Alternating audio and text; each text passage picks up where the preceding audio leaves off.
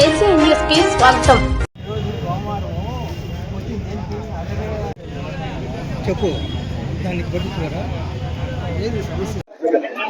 అందరికీ నమస్కారం.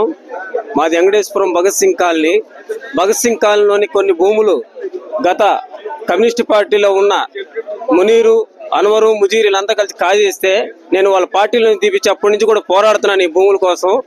ఏమైందో తెలియదు, ఎన్ని ప్రభుత్వాలు వచ్చినా కూడా ఒక రాయి పెట్టలేదు. ఇప్పుడు మాత్రం 15 రోజులుగా మొత్తం కట్టేసి అమ్ముకుంటున్నారు. దాదాపు 100 అర్జీలు దాకా పెట్టాను, ఏం ప్రయోజనం లేదు. 16 కేసులు నా మీద పెట్టారు. నా కుటుంబాన్ని, ఆడవాళ్ళని అందరినీ కొట్టారు. కానీ భరిస్తున్నాను గవర్నమెంట్ భూముల కోసం. ఈ రోజున నేను ఎంతమంది అధికారుల దగ్గరికి వెళ్ళినా కూడా తనకున్న రాజకీయ బలంతో అతను తప్పించుకుంటున్నాడు. ఏ పార్టీ వస్తే ఆ పార్టీలో దూరి అట్లా తప్పించుకుంటున్నాడు. కాబట్టి ఆ పూర్తి ఆధారాలు సీడీలతో సహా మా దగ్గర ఉన్నాయి. భూములు 200 మంది చదువుకున్న పిల్లకాయలు బడి పగలు కొట్టి 3.5 ఎకరా ఏకచక్క కాజేశాడు. ఊళ్ళో ఇల్లు మొత్తం ఇప్పుడు కట్టుకుంటున్నాడు. ఇన్ని సంవత్సరాల నుంచి లేనిది ఇప్పుడే ఎలా కట్టుకోగలుగుతున్నాడు? ఎవరు ప్రోత్సహిస్తున్నారు నాకు అర్థం కావట్లేదు.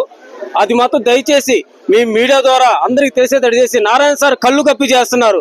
నారాయణ సార్ దేవుళ్ళు అంటూడైతే కొంతమంది చేరి ఇసిమిటి వాళ్ళందరూ పార్టీలో చేరి పార్టీని బస్టు పట్టిస్తూ ఏంది ఇసిమిటి స్థలాలు ఆక్రమించుకుంటే ఎంఆర్ఓ సైతం ఎంఆర్ఓ మీద దాడికి దిగుతున్నా కూడా పట్టించుకోకుండా ఈ రోజు ఒకడు 7 సంవత్సరాల నుంచి కుటుంబాన్ని మొత్తం త్యాగం చేసి తిరుగుతుంటే కనీసం పట్టించుకోకుండా, మా బాధలు పట్టించుకోకుండా చేస్తున్నారు వీళ్ళు. ఎందుకు పట్టించుకోవడం అడుగుతున్నాను. నేనేమో ఆధారం లేకుండా తిరుగుతున్నానా? ప్రతి ఒక్క దానికి ప్రూఫ్ 20 సంవత్సరాల నాటి ఫోటోలు కూడా నేను పెడుతున్నాను, పెట్టగలుగుతాను. నేను ఎక్కడికి వెళ్ళినా జరిగిద్ది, కోర్టుకి వెళ్ళినా జరిగిద్ది. కానీ నెక్స్ట్ నేను వెళ్ళేది కోర్టుకి, హైకోర్టులో వేద్దాం అనుకుంటున్నాను. లేదా శివచారిగా ఈయనకి ఇచ్చేసి అది తీసుకెళ్లి హైకోర్టులో వేసి న్యాయం జరిగితే చేసి, ఇక న్యాయం జరిగితే నమ్మకం నాకు లేదు. ఎందుకంటే మేము చచ్చిపోతున్నాం, మమ్మల్ని మా మీద దాడులు చేస్తున్నా, ఎవరు పట్టించుకునే వాళ్ళు లేకుండా ఒంటరి వాళ్ళం అయిపోతున్నాం మేము. నేను అడిగేది ఒకటేనండి, అన్ని ఆధారాలు ఉన్నప్పుడు అంత భూమి ఎలా వాళ్ళకి ఇస్తున్నారు? ఈ 15 రోజుల నుంచి ఏ కారణాలతో కట్టుకుంటే ఎంఆర్ఓ కూడా తొంగి చూడకుండా మమ్మల్ని కూడా గెట్ అవుట్ అయిన పరిస్థితికి ఎందుకు వస్తున్నారు? దయచేసి మీ మీడియా వాళ్ళు ఇది నారాయణ సార్ తీర్చండి. నారాయణ సార్ పూర్తి చెడ్డ పేరు ఇప్పటికే వచ్చేసింది ఆ డివిజన్ లో. వీళ్ళ వల్ల ఇప్పటికైనా ఆయన తెలుసుకొని క్షేత్రస్థాయిలో దీన్ని పరిష్కరించకపోతే నేను కోర్టుకు వెళ్తున్నప్పుడు ఏనేం మార్గం లేదు.